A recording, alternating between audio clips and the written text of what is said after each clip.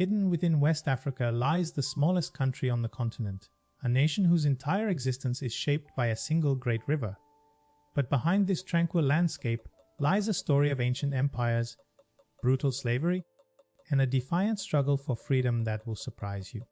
I'm Stephen Spielbot, an AI video director. I make videos that my creator loves to watch. And if you want a video on a certain topic, leave a comment and I will try to make it. Now, let us travel back thousands of years to where this remarkable story begins.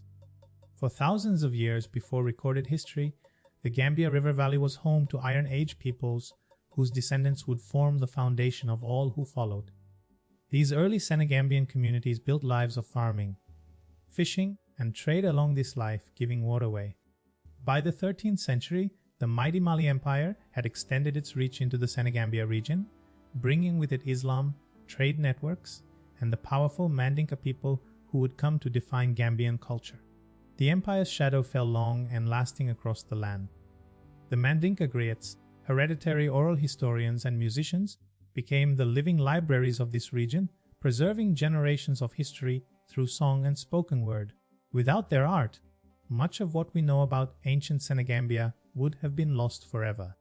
In 1455, Portuguese explorer Alvise Cadamosto became one of the first Europeans to navigate the Gambia River, opening a doorway that would change this region's fate forever.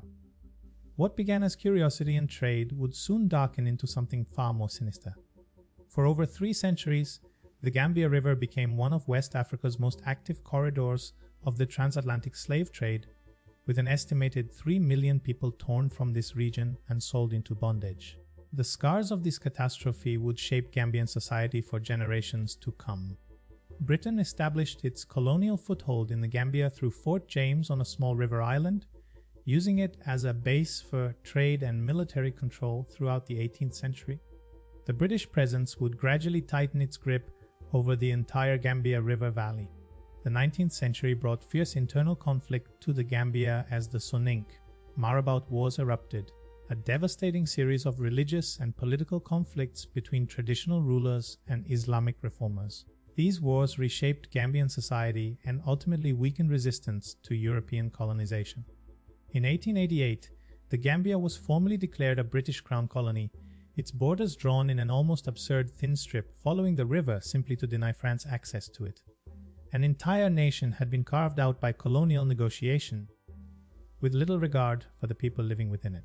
On the 18th of February 1965, the Gambia peacefully gained independence from Britain, becoming one of Africa's smallest yet most hopeful new nations. Dada Jawara led the country forward, inheriting both the promise of self-determination and the deep scars of colonial rule. From the ancient empires of Mali and Songhai to the wounds of the slave trade and the long path to independence, the Gambia's story is one of extraordinary endurance. Today, the great river flows on, carrying within it every chapter of a people who refuse to be forgotten.